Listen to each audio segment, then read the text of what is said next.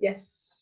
यार सबसे पहले तो थैंक यू सो मच ये समय निकालने के लिए इतना। अरे यार पागल है क्या यार, मेरे को लग रहा है कि मैंने खुद ना इतना डिले कर दिया, नहीं नहीं, ये होता है ये ऐसे जब माहौल बना के। स्टार्टिंग से चालू करते हैं। कॉलेज में क्या माइंडसेट था याद है काफी। तैयारी करने का? So I'll tell you my like how I came to know about DTU also. देख हमारे, मैं तो राजस्थान से हूँ ना, तो राजस्थान से में डीटीयू को ज्यादा लोग जानते नहीं है, डीसी को डीटीयू को हमें बहुत कम पता था। तो मेरे जीजू थे, उनके बड़े भैया थे, वो डीटीयू से ही पढ़े थे।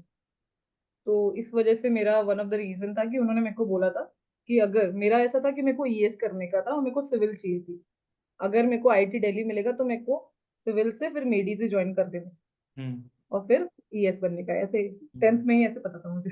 अरे ईएस कैसे था?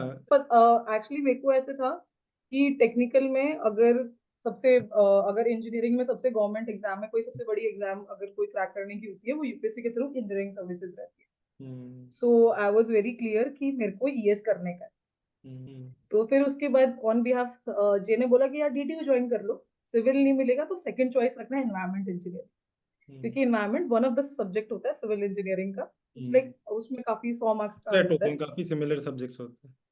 हाँ, हम्म। सिमिलर से सब्जेक्ट्स होते हैं, बट हाँ इन डेप्थ नहीं पढ़ाते, पर उसके डिग्री की भी कोई मान्यता नहीं है बाहर, हम्म। उसको एज ए सिविल कंसिडर नहीं करते। That I got to know after like BTech करने के बाद हम्म। कि मैं कोई सिविल की एग्जाम नहीं दे सकती, कोई भी एक एई का एग्जाम नहीं दे सकती, जेई का एग्जाम नहीं दे सकती, only ES I can give. तो उसके बाद मैंने सोचा चलो बढ़िया है, एनवायरमेंट ले लेते हैं और 4 साल बीटेक के चलो जाएंगे। मेरे को बीटेक की साइड से लोड नहीं आएगा क्योंकि सिविल वाले बंदे बहुत लोड लेते थे भाई, फेल हो रहे हैं स्टील में। मैंने कहा कि बीटेक चिल हो जाएगा मेरा और मैं कोचिंग कर लूंगी फिर थर्ड ईयर से, मेरे को बढ़िया रहेगा, ये मेरा ऐसा प्लान था। तो 2016 onwards I started preparing and BDC join कर लिया मैंने। 16 से 16 से लेके 22 तक का ऑलमोस्ट, लाइक 21 में मैंने आईटी बॉम्बे में एडमिशन लिया था, 16 17 18 19 20, लाइक 4 5 साल almost, like I was in that race. Coaching जाना है सुबह, मेडी 6 बजे, तो आरआई बैच ज्वाइन कर लिया था क्योंकि यार अपना क्या था, एंड सेमेस्टर्स थे तो मेरे काफी सब्जेक्ट छूट गए थे, हम्म। बहुत सब्जेक्ट। और I was of environment background, तो हाँ। मेरे को बहुत ज्यादा चीजें क्लियर नहीं थी, सच्ची बताऊं। वीकेंड पे हम जाते थे कोचिंग करके, बस नोट्स बना के आ जाते थे, फिर वीकडेज में अपना अपनी मस्ती करते थे। मेरा तो बहुत ही ऐसा था कि मैं तो बहुत आर्ट ऑफ लिविंग में एक्टिव थी, वॉलंटियरिंग करती थी, तो वीकडेज में बहुत ऑक्यूपाइड रहती थी। हम्म। और तो फिर इस वजह से ऐसा भी ज्यादा इतना नहीं, मतलब अगर मान लो 12 सब्जेक्ट्स हैं तो मेरे 4 5 सब्जेक्ट्स ही रेडी हुए होंगे, पूरे हम्म। सब्जेक्ट्स रेडी नहीं हुए। जो स्ट्रक्चर है, आरसीसी स्टील, जो मेन कोर पार्ट 1 पेपर होता है सिविल का, वो मेरा रेडी नहीं था, पार्ट 2 रेडी था जिसमें सॉइल एनवायरो ये सब है। हम्म। तो मेरे को लगा कि मेरे को फिर से बैच ज्वाइन करना है आफ्टर बीटेक। बीटेक तक मेरा ऐसा था, हाँ ये सब किया। उसके बाद कॉलेज खत्म तो पता ही था कि अब ये इसका फुल फ्लैश तैयारी करनी है घर और बैठ के तैयारी। प्लेसमेंट्स का कभी नहीं सोचा कि कॉलेज से नहीं, प्लेसमेंट? मेरा था ही नहीं क्योंकि गवर्नमेंट एग्जाम्स में ही था अरे कि मेरे को गवर्नमेंट बहुत एग्जाम ऐसा से था। कैसे है कि वो पेरेंट्स की साइड से है, फैमिली बैकग्राउंड है? हाँ, बॉर्न अप ब्रॉट अप भी इस तरीके से, एक्सपोजर ही इस तरीके से था। मेरी फैमिली का बैकग्राउंड मोस्टली बायो के हैं, डॉक्टर्स हैं सारे। अच्छा। तो मेरी दीदी को भी बायो ही था, पापा भी डॉक्टर है। तो बिकॉज ऑफ दैट ओनली कि घर में ज्यादा किसी को इंजीनियरिंग के बारे में पता नहीं था। I was the only one who was taking all the decisions since my childhood, like मैं खुद ही अपनी ऑनलाइन वो कर रही काउंसलिंग। रियलाइज कि ठीक है, फिर आरआई बैच ज्वाइन किया मैंने, back to RI batch, rank improvement batch होता है, उसमें तुमको सिर्फ क्वेश्चन क्वेश्चन कराते हैं। Hmm. So eventually we were like वही कोचिंग कर रहे हैं पढ़ रहे हैं, कोचिंग कर रहे हैं पढ़ रहे हैं। 16 हुआ, 17 निकल गया, 18 का मैंने अटेम्प्ट फिर थोड़ा दिया, हम्म। 9 10 सब्जेक्ट्स करके, नॉट इवन लाइक पूरे कंप्लीट अभी भी नहीं हुए थे क्योंकि यू रिमेम्बर 17 में ईएस का पैटर्न चेंज हो गया था। ईएस में पहले पढ़ते थे ज्योग्राफी हिस्ट्री, 2 पेपर होते थे, एक टेक्निकल होता था प्रीलिम्स अच्छा में हाँ और वो दूसरा जीएस वो होता था। हाँ जीएस का चेंज हुआ था, याद आया हाँ। फिर जीएस इंट्रोड्यूस हुआ था और वो जिसमें किसी 10 को सब्जेक्ट लेडीज को थे भी पता नहीं था कि और डायरेक्ट लेडीज को क्या भी है पता उसका। नहीं था। हाँ उन्होंने तो फिर अपने दिक्कत आई पैकेज। वहां पे। तो अब आया कि पूरा का पूरा जीएस नया हो गया जिसमें उनको भी नहीं पता है, और टेक्निकल तो मेरे लिए है ही वैसे, पर वो तो उसका नया था। प्रीलिम्स में ज्यादा था ना, उसका मेंस में नहीं तो नहीं था ना? हाँ, प्रीलिम्स ही नहीं निकलेगा तो फिर मेंस कैसे करेंगे, और प्रीलिम्स में 200 मार्क्स का काफी वेटेज था उसका, हम्म। इस तरीके से। तो फिर वो लाइक कि उसकी वजह से मेरे को थोड़ा सा काफी दिक्कत सा रहा स्टार्टिंग स्टार्टिंग में। फिर मैंने एक एक सब्जेक्ट के जैसे मेरा जो वीक सब्जेक्ट है मैंने उसका कोचिंग लेना शुरू किया। मैंने कोचिंग फिर 19 में भी ली। फिर वो फिर मेडिसी में या फिर कहीं और? मैं डीसी से ही लिया। मेरे को था कि मेरे को अब एमटेक करूंगी, घर बैठ के पढ़ाई नहीं करूंगी, तो फिर मैंने आईटी रुड़की में एडमिशन के लिए डाल दिया क्योंकि गेट तो हर साल देते ही थे। तो अच्छा। उसके बेस और गेट से भी एक दिक्कत था मेरे साथ कि मैंने मेरा ना पूरा पूरा सिनेरियो ही इसलिए चेंज हो गया क्योंकि मेरी स्ट्रीम एनवायरनमेंट थी। मैंने पढ़ा सिविल था तो मैं ना एनवायरनमेंट का रहा ना सिविल का, क्योंकि सिविल के भी ईएस के अलावा मैं कोई एग्जाम नहीं दे सकती क्योंकि मेरे पास बीटेक डिग्री नहीं है। तो ऐसा हो गया था बिकॉज फुल्ली फ्लेश मैंने अपना यूपी ईएस के लिए मैंने डेडिकेट कर दिया। मैं प्रैक्टिस के लिए भी और कोई एग्जाम है नहीं ना फिर? सीधा एक साल बाद ईएससी दे रहे हो फिर, और गेट है बस। वरना हाँ तो एई वगैरह का भी एक एग्जाम और दे। दिक्कत ये थी, गेट भी दे दोगे ना तो मैं एडमिशन भी सिविल के सब्जेक्ट्स में नहीं ले सकती। हम्म। जैसे फॉर एग्जाम्पल मेरा गेट का सिविल का स्कोर बहुत बढ़िया आ गया, मेरी हम्म। रैंक भी अच्छी आ गई, स्कोर भी आ गया। अब अगर मेरे पास सिविल डिग्री होती तो मेरे को आईटी दिल्ली में भी ट्रांसपोर्टेशन मिल जाती या फिर स्ट्रक्चर मिल जाती। But hmm. दैट टू भी मेरा एनवायरमेंट नहीं है तो मेरे को ये कोई भी ब्रांचेस नहीं मिलेगी। हम्म। ऐसा रहता है। तो they are like very less colleges जो अलाउ भी करते हैं। फिर ऐसे हुआ। फिर 1920 में दिए थे प्रीलिम्स। फिर कुछ कुछ मार्क्स से रह जाता था, हर बारी 5 मार्क्स से रह गया, कभी 2 मार्क्स से रह गया। फिर 21 का पेपर बहुत बढ़िया गया था। फिर आई रियलाइज कि रेलवेज ने सीट विड्रॉ कर लिया। फिर एक हम्म। और धक्का लगा उस साल, ऐसा था कि हाँ भाई सब कॉन्ग्रेचुलेशन कर रहे हैं प्रीलिम्स के बाद ही कि भाई निकल गया, वर्षा को तो निकल गया। और देखा भाई रेलवेज ने सीट विड्रॉ कर ली, 80 सीट चली गई। 80 × 8 7 मतलब 7 × 50 560 सीट चली गई। मतलब कि 560 मतलब एक सीट पे 7 लोग को प्रीलिम्स में लेते हैं। तो तुम देख लो 600 बच्चे कम होंगे, कितने मार्क्स का डिफरेंस हो जाएगा, almost like 50 marks cut off बढ़ गई थी। तो हम्म। फिर और फिर एक और कट गया मेरा, और वाज लाइक कि अरे यार अब लेकिन अब बैठा नहीं जाएगा।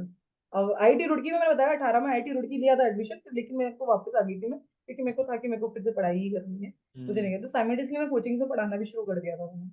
तो अच्छा। मैं जो एई जेई की एंट्रेंसेस वाली कोचिंग्स होती है पैरामाउंट और केडी कैंपस वगैरह, ये जो स्टेट एई और स्टेट जेई की प्रिपरेशन कराती है तो मैं पढ़ाती थी as a faculty, civil faculty. So तो मेरे ही कॉन्सेप्ट ब्रश अप रहे हैं, मेरे को वैसे घर पे नहीं बैठा जाता।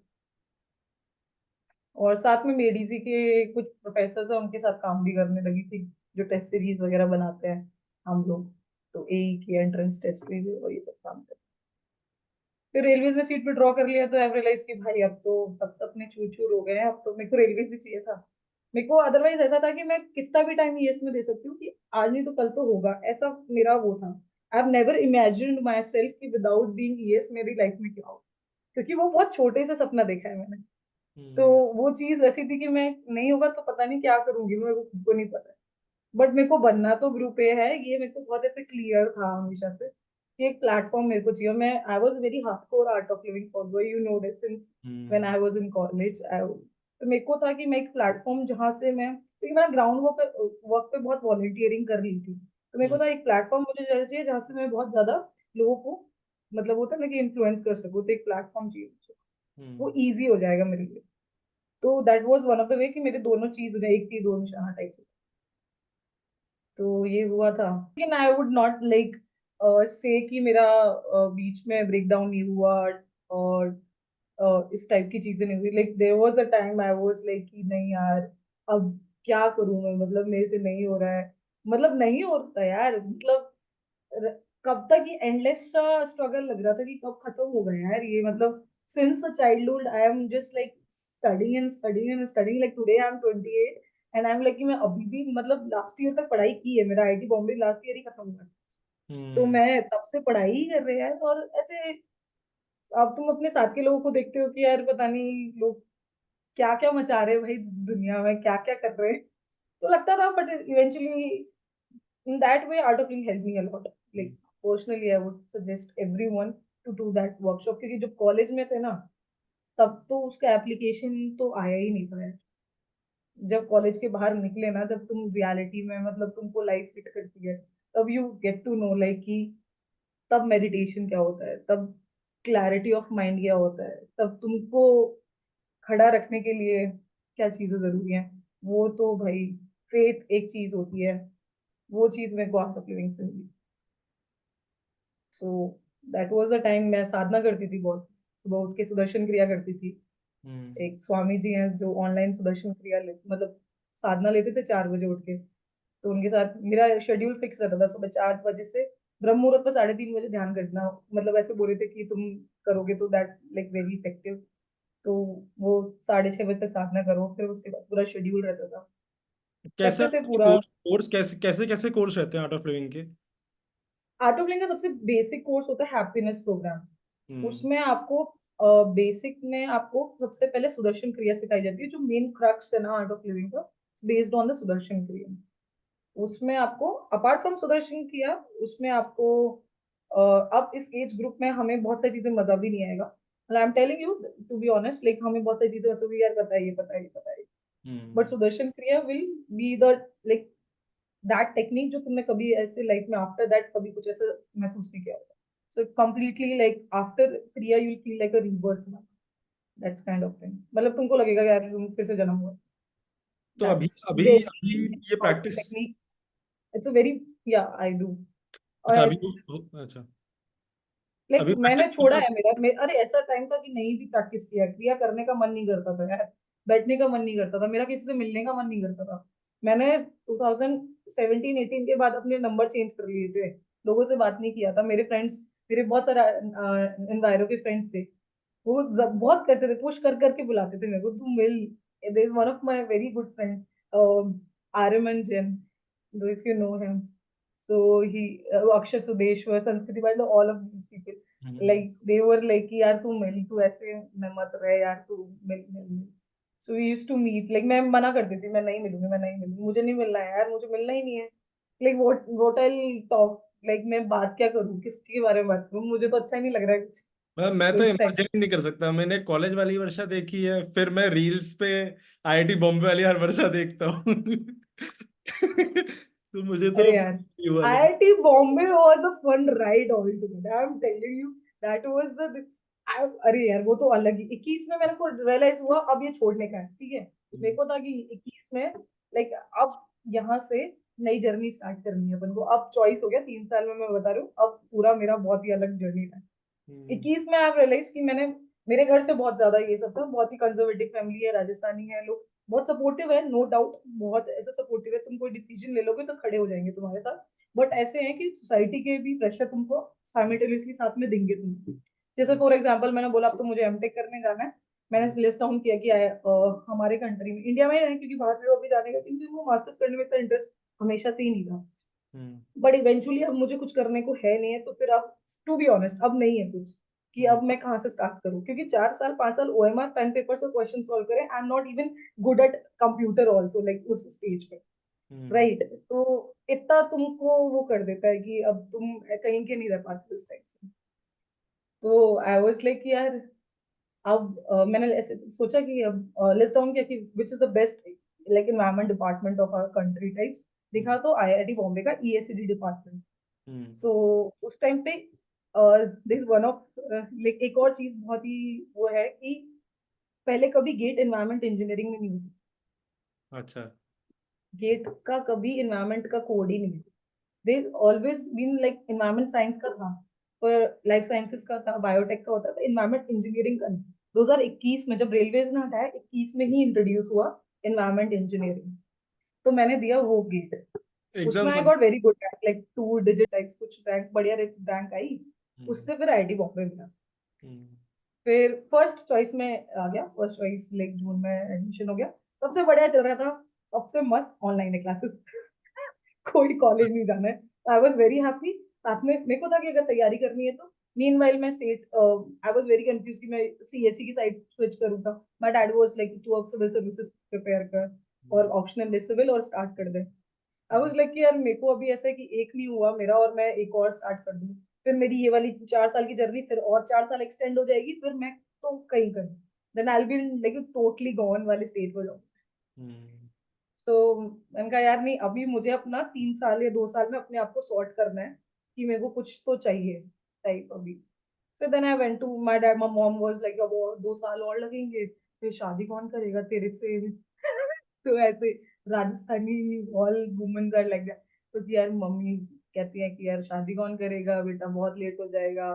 मैंने कहा अब वो होगा सो होगा जो भी है, बट यार मेरे को ही कॉन्फिडेंस नहीं है लाइफ में, तुम क्या करोगे ऐसे बच्चे का भी, जिस खुश थोड़ी रहूंगा मैं, मेरे को तो जाने दो। पापा वाज वेरी सपोर्टिव कि कब जाना है बॉम्बे, ऐसे ही वाज लाइक।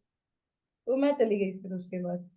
फिर I was that kind of person कि हाँ ठीक है, ऑनलाइन क्लासेस में भी सबको साथ में लेके चलना है, बकचोदी करनी है, मजे कराने सबको, क्योंकि वो सब लोग थे उनका बीटेक ना सारा का सारा ना उसमें हुआ था, ऑनलाइन में। हाँ जो फ्रेशर्स आते हैं ना एमटेक करने, तो आई वाज लाइक मैंने गैप लिया, बाकी सब तो फ्रेशर्स हाँ। है। तो वो लोग ऐसे थे सब एकदम उनका, तो ऐसे थोड़े ऐसे बकचोदी वकचोदी उन्होंने कम नहीं करी थी। तो आई वाज, मैं थोड़ा इन सब चीजों से ऊपर उठ चुका था, लेकिन चलो चिल करते हैं ये करते हैं, थोड़ा उनको बॉन्डिंग स्ट्रॉन्ग किया। फिर कॉलेज गए, कॉलेज में तो बहुत सारी चीजें होती थी, कॉलेज में मस्ती करते थे, काम करते थे। आईटी बॉम्बे का तो बहुत ही बढ़िया सा कल्चर था, बहुत lot of opportunities are there like. मैं टू बी ऑनेस्ट लाइक, मैं जब गई थी जब मैं 25 साल की थी, वहां पे जो एंटर करता है, हम जब बीटेक में गए हुए 18-17 साल के होंगे हम लोग, सोचो मतलब 8 साल बच्चे मेरे साथ पढ़ रहे हैं वहां छोटे मेरे से, तो there was like a complete generation gap. तो हम्म। जो बीटेक फर्स्ट ईयर है ना वहाँ का, जो अब now days generation is coming like in the IIT, very smart like, बहुत ही ज्यादा कूल लोग हैं। क्लासेस में लोग स्टारबक्स का कॉफी लेके एंट्री कर रहे हैं, और प्रोफेसर्स को बोल रहे हैं सर लेके मैं ब्रेकफास्ट यहीं पे आके करूँ, प्रोफेसर के सामने ब्रेकफास्ट कर रहे हैं, लेकिन सर टाइम नहीं मिला उसको। तो एक बंदा क्लास में उठ के क्विज देख के अपना ब्रश और टूथपेस्ट निकल के तो बोलता है सर मैं ब्रश करने जा रहा हूँ। अलग लेवल है भाई। Like I am telling you, no copy pen class में रखते ही नहीं बच्चे अब नाउ डेज। लाइक ऐसे बैठे रहते हैं, ऐसे सुनते रहते हैं और प्रोफेसर को क्वेश्चन करते हैं। ऐसे बुड्ढे बुड्ढे प्रोफेसर हैं सारे के सारे। तो लेट्स थिंक एमटेक में दैट। फिर वो रिसर्च को लेके कैसा था? अपना काम वगैरह कैसा था वहाँ पे? हाँ दैट आई एम टेलिंग कि जो मेरे प्रोफेसर थे वो मेरे हेड ऑफ द डिपार्टमेंट थे, very sincere and very, I told you ना, the best department of like our country. Environment में बहुत काम हो रहा है, बहुत ज्यादा। जो यहाँ पे दिल्ली में जो स्मोक टावर्स बने हुए हैं एयर हम्म। प्योरीफाई करने के लिए जो बने, वो that was done by my guide only. So यहाँ पर technical team assistants IIT Bombay के प्रोफेसर ने किया, तो सीपीसीबी के साथ मिलकर कोलैबोरेशन किया था। तो हम्म। ऐसे बहुत सारे प्रोजेक्ट्स है गवर्नमेंट के साथ वो लोग कर रहे हैं। और मेरा जो प्रोजेक्ट था वो कोस्टल फ्लड वल्नरेबिलिटी मैपिंग था।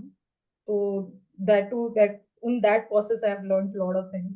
जब मैंने सब पाइथन सीखा, मैंने मशीन लर्निंग सीखी, सब चीजें जीरो से स्टार्ट करके, क्योंकि इसमें प्लेसमेंट्स में भी बैठना था मेरे को, था कि प्लेसमेंट्स भी चाहिए मुझे, क्योंकि तब तक कुछ था नहीं मेरे को, तो मैं I was focusing on the placement only. वो बाद में इवेंचुअली अब रियलाइज किया हाँ ठीक है, मेरे को था कि अब जो आएगा आन दो टाइप सबकी तैयारी करेंगे, अब कुछ भी कर सकते हैं, ऐसा वाला हो गया था कि अब तो कुछ तो करके जाना ही है यहाँ से।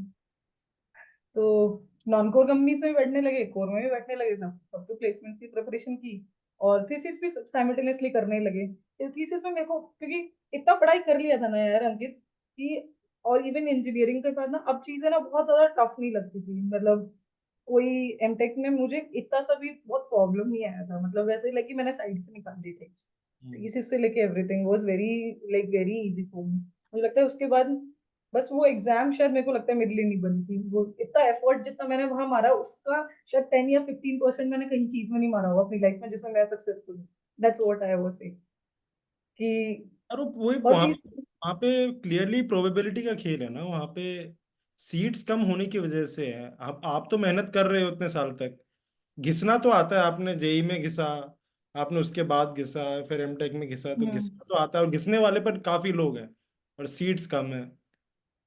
तो और बहुत बहुत बहुत वेरिएबल्स हैं यार, बहुत वेरिएबल्स हैं, और उन सब पे तुमको फिर देखना पड़ेगा। देखो हाँ, बहुत नॉलेज वाइज सब्जेक्टिव चेक करोगे सबको एक सब तो आता है। एक तो काफी सब्जेक्टिव है, और सब्जेक्टिविटी के भी 3 स्टेजेस हैं। प्रीलिम्स भी है, मेंस भी है, फिर इंटरव्यू भी है, इंटरव्यू भी तीन है, सब्जेक्टिविटी है। इंटरव्यू में सिलेक्शन है तो फिर से प्रीलिम्स देते हैं यार। लोग फिर से बैठते हैं, और जिनकी रैंक भी अच्छी नहीं आती वो भी फिर से बैठ ही रहे होते हैं, तो कंपटीशन तुम देखो जितनी सीट्स है उतने लोग तो ऑलरेडी फिक्स ही है जो फिर से आ रहे हैं, देख रहे हो तुम। तो तुम 5 6 सीट्स के लिए नए लोग ले रहे हो जिसमें तुम फाइट देख रहे हो।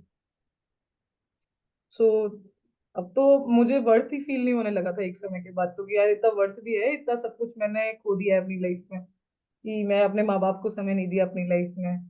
मैं 15 साल से बाहर हुआ है, अब they are like almost 70 year old now, तो I am not giving time to them. And अब कब समय दोगे तुम, अब फिर तुम्हारी शादी हो जाएगी, तुमको उधर भी समय देना है। तो इट्स नॉट लाइक कि तुम नहीं दे, तो थिंग्स प्रायोरिटी चेंज हो जाती है फिर समय के साथ भी। और तुमको अपने आप को क्लियर करना पड़ेगा यार, अब दिस डन, अब करो कुछ और वाला था। फिर और like R&D was very nice in IIT Bombay, I have learned a lot, मेरा पूरा पर्सपेक्टिव चेंज हुआ। बहुत ही चीजें चेंज हुई मेरी उसको लेके कि काम कैसे करते हैं, रिसर्च पेपर पढ़ते कैसे हैं, लिख के थीसिस कैसे लिखते हैं और काम कैसे करते हैं, कि तुमको छोटी छोटी चीज के, my professor was very nice, उन्होंने बहुत चीजें सिखाई मेरे को इतना। और ही वाज लाइक कि हाँ चलो PhD करो, आके जाके काम कर सकते हो तुम लोग, वो ये 70-80 हजार की नौकरियां, सरकारी नौकरियां will not give you satisfaction. He was like that. He was the assistant engineer in Kolkata. Hmm, So he used to say like ऐसा कुछ तुम्हें मजा मजा नहीं आएगा, that satisfaction you won't be getting. Like after 4 or 5 years you will be like कि sir चलो sir letter of recommendation दे दो, बाहर जाना है। तो दैट वाज, देखिए फिर उसके बाद कोल इंडिया एग्जाम हुआ, I crack coal India. Then मेरे को ज्वाइनिंग आ गया था कोल इंडिया का, एमटेक खत्म होने से पहले ही आ गया था ज्वाइनिंग। तो लेकिन कोल इंडिया का तो तुझे पता ही है कितना ज्यादा नाम खराब है भाई। लोग कहते हैं बहुत रिमोट एरियाज में, बीइंग अ गर्ल लोग डरते भी हैं, माँ तो बाप कोल इंडिया भी। वगैरह कॉलेज से, कॉलेज में आई नहीं थी? कोल इंडिया नहीं, ऑल इंडिया लेवल का एग्जाम हुआ है उसका भी। अच्छा अच्छा अच्छा, हाँ CIL का भी होता है। और ये CPCB का कैसे होता है? CPCB का भी ऑल इंडिया लेवल एग्जाम होता है, गेट जैसा एग्जाम होता है, गेट का ही पूरा। IIT दिल्ली ने पेपर बनाया। अच्छा। प्रीलिम्स एक ही पेपर होता है, उसके बाद इंटरव्यू होता है, इंटरव्यू प्रॉपर इंटरव्यू होता है, मिनिस्ट्री से लोग बैठते हैं और चेयरमैन होता है। इंटरव्यू एक्सपीरियंस बहुत गुड। पर मेरे को इंटरव्यू है वही, इंटरव्यू वाले पूरे प्रोसेस में मेरे को हेल्प वही IIT, मेरा पूरा इंटरव्यू IIT बॉम्बे पे था और कोल इंडिया पे था। हम्म। तो that help me a lot. IIT Bombay का तो काफी काफी काफी एड ऑन हो गया था लाइफ में आगे, प्रोफाइल में भी। इवन हम्म। CIL में भी, जब CIL में तो भाई लड़कियां बहुत कम जाती हैं, फीमेल एग्जीक्यूटिव होती ही नहीं। हम्म। तो वहां पे भी काफी कुछ सीखा कि अरे फर्स्ट डे तो आई यूज टू क्राई लाइक कि यार एक ऐसी जगह आ गई हूँ मैं, मतलब मेरे को पोस्टिंग देश की सबसे मतलब सेकंड हाईएस्ट प्रोडक्शन माइन है हाँ। कुसमुंडा ओपन कास्ट माइन, हम्म। छत्तीसगढ़ में। हम्म। वो बहुत ही वैसा इलाका है, मतलब मैं कहता हूँ कि बहुत ही ग्रामीण इलाका, बहुत ही ज्यादा। मतलब वहां पे तुम देखोगे बहुत ही कम वैसे व्यक्ति मिलेंगे, बट एग्जीक्यूटिव है, हम लोग एग्जीक्यूटिव से ऐसे नॉन एग्जीक्यूटिव रहते हैं जो वहीं के लोग होते हैं। सो वहां पे एक होता है ना कि नॉर्मली तुम किस तरीके से एक्ट करते हो, वैसे वैसे तुम नहीं रह सकते, तुम बहुत नेचुरली बहुत ज्यादा नहीं रह सकते। You are very judgemental in that way, but I used to live like that only. मैं बहुत नेचुरल। तो मेरे दोस्त तो कहते थे कि यार भाई तूने बॉम्बे बना दिया कुछ मुंडा को। लास्ट डे ऑफ दैट मैं तो GM के साथ पार्टी करती थी, मेरे जो जनरल मैनेजर्स वो यूज टू लाइक, वो बहुत ही ऐसे कंजर्वेटिव और लाइक कैसे ऐसे बात कर लेती है। बट उनको समझ में आ गया था वर्षा बहुत चिल्ला है, तो मैं सबसे बात करती थी, खदान में सारे लोगों से बात करती थी। इट वाज वेरी नाइस वहां पे, बहुत ही रोज, मतलब वहां पे बहुत ऐसे अलग अलग काम आते हैं। वहां पे डायरेक्टर जनरल फॉरेस्ट आ रहे हैं इंस्पेक्शन के लिए, और कोई नहीं है, मेरा बॉस भी नहीं है, मेरे कोई ऐसे हाथ, मतलब मेरे को सपोर्ट करने के लिए कोई नहीं है। मेरे को ही जाना है इंस्पेक्शन कराने, मुझे पता भी नहीं है कहाँ कराना है। और डायरेक्टर जनरल की 12 गाड़ी है भाई, उसको फुल सिक्योरिटी है, ठीक है। तो वो आए हुए और मेरे को बोलते हैं सर ये हमारी ऑफिसर है, ये ले जाएगी आपको। मेरे को बस एक KML है, मैं तो वहां से लोकेशन निकालना है लैटलॉन्ग। मुझे क्या पता छत्तीसगढ़ की रोडों के बारे में यार, मैं लेके चली गई GPS लेके, लोकेशन पे वहां देखा तो मैंने, हाँ रोड खत्म हो गया, वहां रोड ही नहीं है। और फिर वहां पे 12 गाड़ियां खड़ी हुई है, 3 गाड़ी हमारी भी थी आगे। तो सर मैंने फोन करा, मैं मेरे को GM साहब बोलते कहाँ ले जा रही है वर्षा। मैंने कहा सर अब शायद पैदल चलना पड़ेगा। तो फिर ले DG फॉरेस्ट को पैदल ले जाएंगे अब। मैंने कहा सर क्या करें, दिखा तो उधर ही रहा है सर फॉरेस्ट, तो पहले तू देख के आ जाके। मैंने कहा सर ठीक है मैं ही जाती हूँ। देखा, मैंने कहा फिर मैं वो ऐसे झाड़ों को ऐसे ऐसे करते हुए गए भाई हम लोग सबके। वो तो भाई ऐसे ऐसे एक्सपीरियंस हुए, तो like lot of learning is there. लेकिन PSU sky is the limit type रहता है, but this is not what I like, मैं वो नहीं बोल रही। बट ऐसा है कि तुमको ऐसी सिचुएशन में डाल देंगे, तुम मैनेज करो भाई, तुम कैसे करते। कितना टाइम थे CIL में? मेरे को था 8 महीने 7 महीने टाइप। 8 महीने। और मतलब जब कैंपस वगैरह में और बैचमेट्स वगैरह क्या कर रहे थे? मतलब मोस्टली जो लोग थे वो अपॉर्चुनिटी प्लेसमेंट कैसे के लिए। रहती है, मतलब जो भी लोग हाँ मैं एनवायरमेंट। वही बता रही थी कि इन्वायरो का वहां पे ऐसा था कि कोर कंपनीज भी होती है एनवायरमेंट की, एज अ कंसल्टेंट, कंसल्टेंसीज हैं काफी सारी। तो कोर कंपनीज थी, नॉन कोर कंपनीज में भी जो डेटा साइंस वगैरह जो नॉर्मल होती है अपनी बिजनेस एनालिस्ट की नॉन कोर कंपनीज, उनमें भी लोग बैठते थे। तो जिनको नॉन कोर में जाना होता था मोस्टली नॉन कोर में चले जाते थे।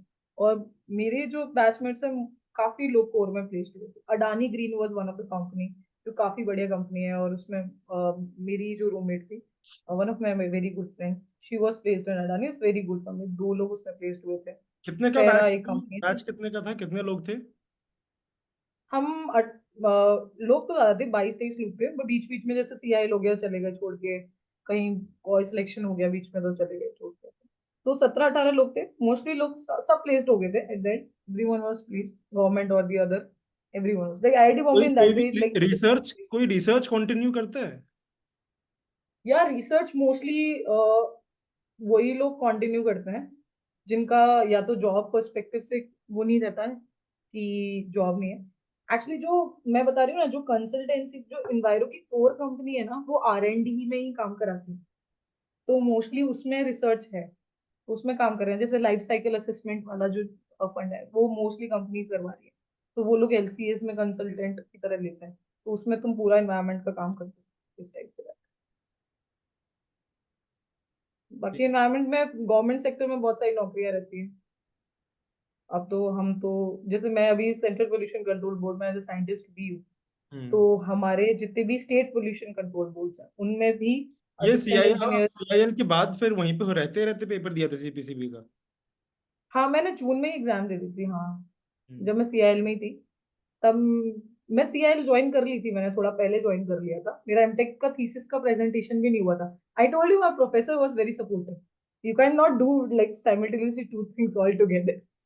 आई went coal India like around January Feb में चली गई थी मैं, और मेरा जून में प्रेजेंटेशन था, तो मैं घर वर्क फ्रॉम होम टाइप ऐसे ऑनलाइन काम कर रही थी। और मेरा तब भी GIS पे था काम सारा, तब मैं सब काम हो गया करके चली गई थी मैं जल्दी से जल्दी। फिर मैं प्रोफेसर वाज लाइक आओ। तो जून में मैंने अपना एग्जाम भी दिया, प्रेजेंटेशन भी दी, थीसिस डिफेंस भी दिया, और फिर मेरा क्लियर हो गया। दिसंबर में रिजल्ट आया था, नवंबर दिसंबर, 6 महीने में रिजल्ट आया। तो आई न्यू दैट लाइक कि हाँ यहाँ पे तो हो जाएगा, क्योंकि काफी गेट का ही पैटर्न था, गेट में इतने सालों से तो दे ही रहे थे, तो फिर वो हो ही गया।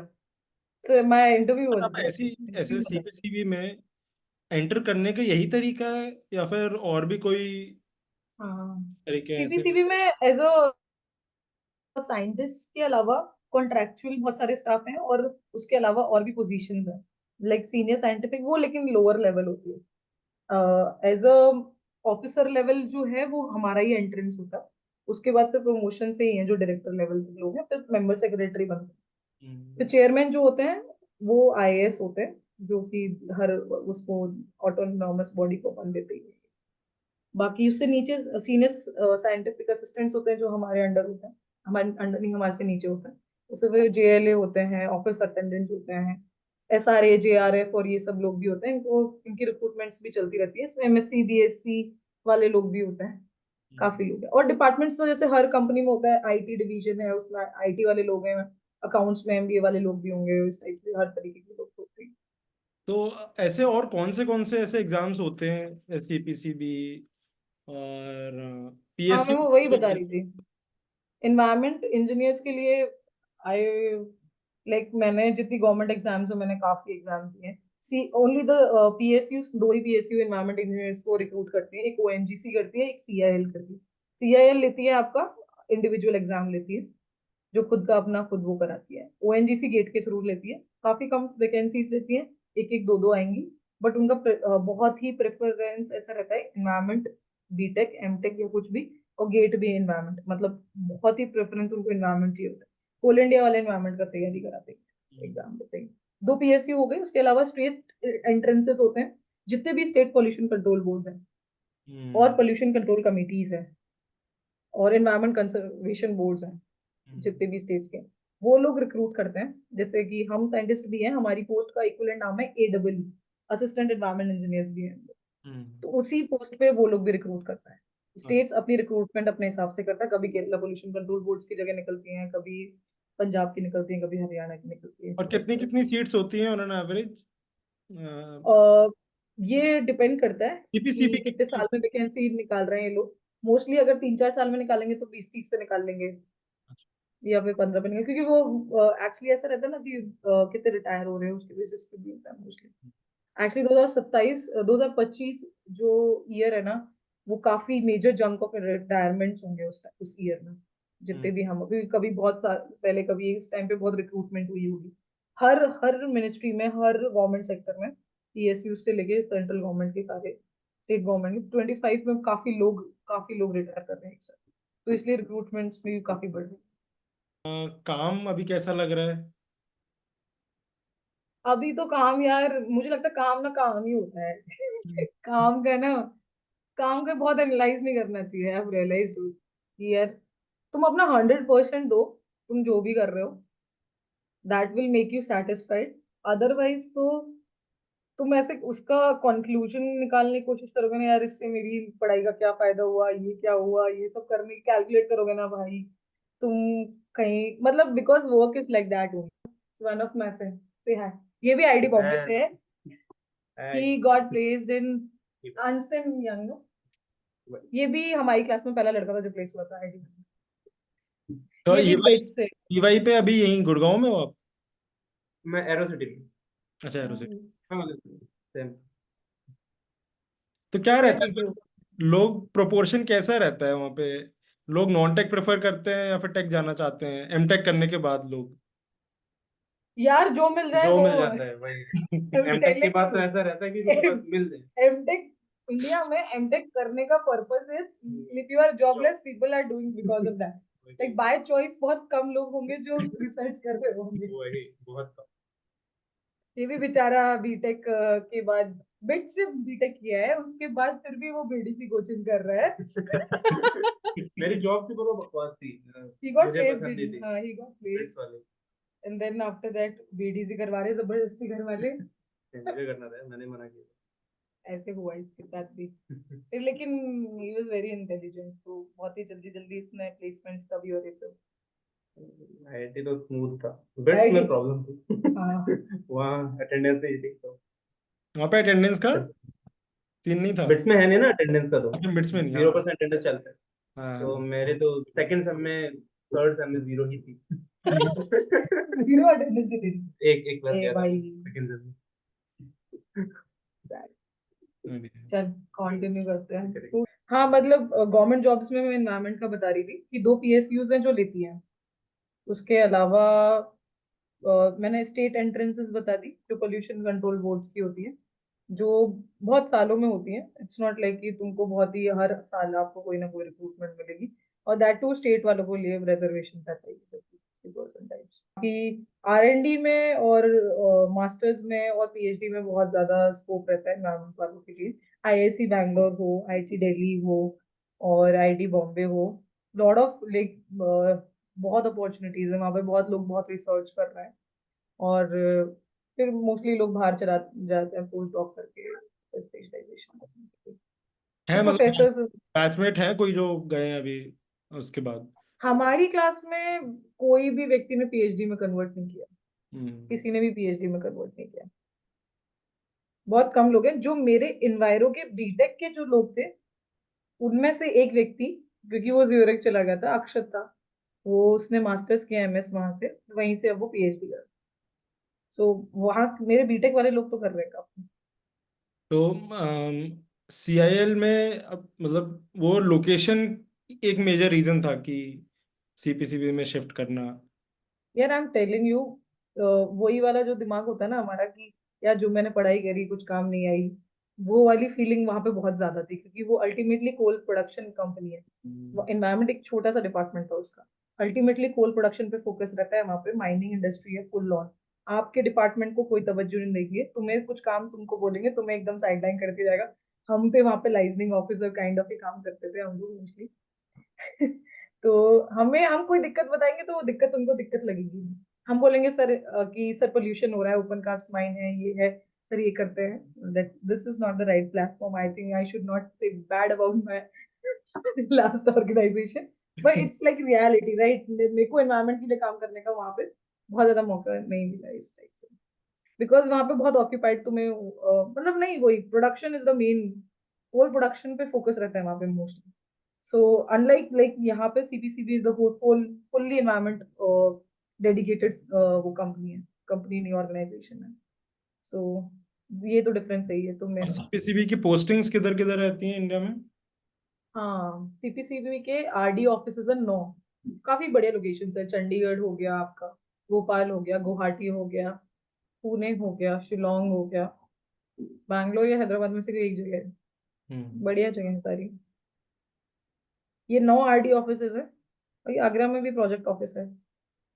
आपको 15 साल बाद, 2 या 3 प्रमोशन के बाद आपको RDs भेज दिया जाएगा, क्योंकि वहां पे थोड़ा एक्सपीरियंस लोग चाहिए होता है, तो इसलिए संभालने के लिए आपको और RD के। एग्जाम 3-4 साल में ऑन एन एवरेज आता है, फॉर्म निकलते हैं। हाँ 3 या 4 साल में। गुड लाइक गुड, वो एनवायरमेंट इंजीनियर से गुड अपॉर्चुनिटी। और अभी जैसे अभी क्या जैसे प्रोजेक्ट्स कैसे होते हैं, कैसे प्रोजेक्ट्स आते हैं अभी वाले? एक्चुअली डिविजन्स बहुत ज्यादा डिवाइडेड है, अलग अलग डिविजन्स है। मतलब IPC करके होता है, इंडस्ट्रियल पोल्यूशन कंट्रोल करके, तो वो बहुत सारे डिविजन्स होते हैं। ऐसे मैं हूँ वेस्ट मैनेजमेंट डिवीजन में, एयर का अलग, वाटर का अलग, इस टाइप से होता है। तो उसमें मैं हूँ वेस्ट मैनेजमेंट में, that too in e waste and tyre waste, waste management division 3। तो अभी पता होगा तुम्हें, तो EPR लॉन्च हुआ है हमारे देश में, एक्सटेंडेड प्रोड्यूसर रिस्पॉन्सिबिलिटी।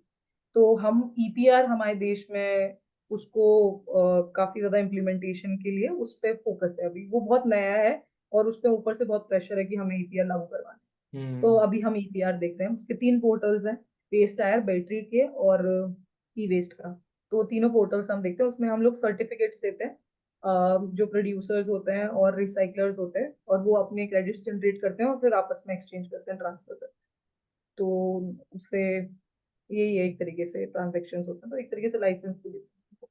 तो उनको एक तरीके से रिस्पॉन्सिबिलिटी दे दी कि तुम अगर ई वेस्ट क्रिएट कर रहे हो तो तुम ही रिसाइकिल करो into the useful and products में, और वो एंड प्रोडक्ट्स को फिर एज अ रॉ मटेरियल अपने उनको भी बेच के किसी इंडस्ट्री को तुम you can reuse it types. तो ये कि वो बहुत प्रोड्यूसर्स, ये प्राइवेट प्रोड्यूसर्स हैं?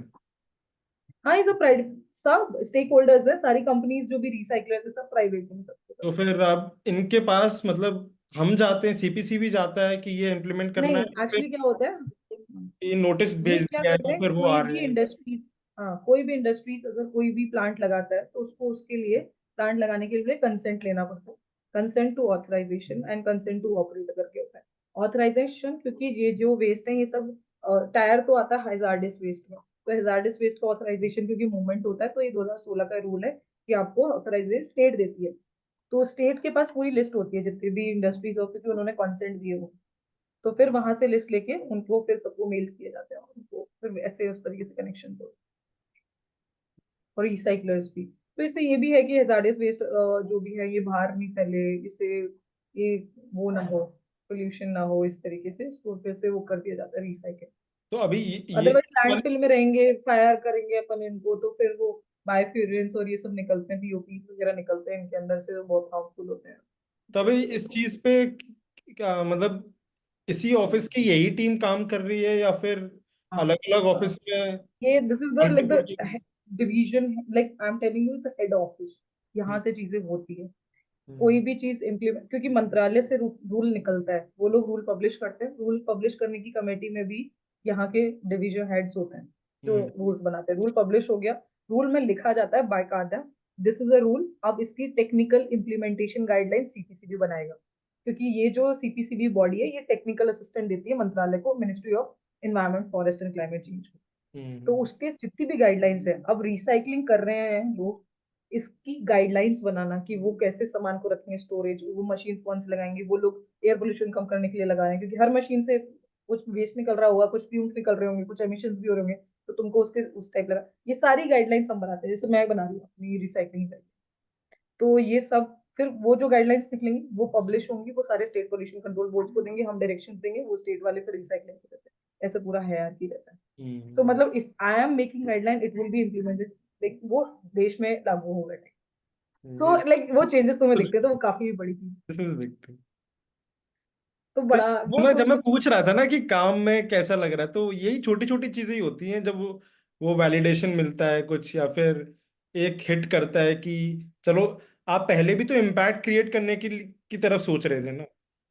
अब वो इम्पैक्ट ऐसे आप डेली नहीं होता वो impact, over period of time पता चलता है। तो वो छोटे से टास्क में किसी एक चीज उसके कितना फर्क पड़ा है, अब ये तो सुन के काफी नहीं, बड़ा। अब मैं बहुत सेटिस्फाइड हूँ अपनी जॉब से, क्योंकि यहाँ पे तो चीजें बहुत अलग लेवल पे। अब हम्म। जो मैंने सोचा भी नहीं था ना, वो चीज पे चीजें होती है यहाँ पे। आई थिंक अब मुझे रियलाइज हुआ कि अब मैं शायद ईएस बन के या फिर एएस, मैं टू बी ऑनेस्ट लाइक अगर अगर मैं अरुणाचल प्रदेश में किसी डिस्ट्रिक्ट की आईएएस होती, उससे फार बेटर कि मैं मतलब दिल्ली कैपिटल में मैं यहाँ पे काम कर रही हूँ ग्रुप ए सर्विसेज में। मुझे लगता है क्योंकि मेरे लिए प्रायोरिटीज डिफरेंट है। मेरे को परिवार चाहिए, मुझे मेरे दोस्त चाहिए, मेरे को एक जगह चाहिए जो मेरे लिए, दिल्ली चाहिए भाई मुझे। तो उससे तो बेटर है वहां काम का सेटिस्फेक्शन, वहां पावर होती है मेरे पास, सब कुछ होता है, कॉन्टेक्ट होते हैं, सब कुछ होता है। बट उससे बेटर यहाँ पे मुझे लगता है कि एकदम ऑफिस के बाद मैं, मेरी लाइफ अलग है यहाँ पे, है ये ना? तो ये मेरा लास्ट क्वेश्चन होता है वैसे, वो तूने अभी आंसर कर दिया कि क्या क्या बढ़िया, क्यों है अभी लाइफ बढ़िया पहले से। चलो हाँ मतलब बहुत ही, मुझे तो अब बहुत ही बेटर लगता है कि मतलब अभी आई एम, को लगता है कि यार और कर सकते हैं यार, और कुछ बड़ा कर सकते हैं, और कुछ करते हैं, वैसा रहता है मेरे को भी। मेरे को बहुत ऐसे, even in my like office also I feel like कि सर इसको इस तरीके से करते हैं, सर इसको और कर सकते हैं सर, बिकॉज दे वन और the other way you know that like it's a government things right, but चीजें और स्ट्रॉन्ग तरीके से करनी चाहिए और बेटर तरीके से। New generation doesn't work like पुरानी जनरेशन की तरीके से। लोग अभी जवान है तो वो एक्सपेक्ट भी करते हैं कि तुम संभालोगे अब तो, इस टाइप से। और मेरे अंदर तो बहुत ही एनर्जी है। मैं रात को 8 बजे भी, बताओ सर क्या करने के, सर का काम लेके बैठ जाता हूँ, सर चलो खत्म करके ही देंगे। नहीं, मुझे लगता है करियर के इनिशियल ईयर्स में तो आपको अभी एनर्जी है आप में, आपको अभी प्रोएक्टिव नहीं रहोगे, अभी चेंज नहीं ना लाने की अगर वो जील नहीं है, तो फिर क्या फन है नहीं, फिर। I know lot of people like जो बहुत ही ज्यादा, लेकिन अब तो हमने सरकारी नौकरी काम करने के लिए थोड़ी ना ज्वाइन करी थी। अरे मैंने कहा ये क्या बात हुई, ज्वाइन क्यों करी?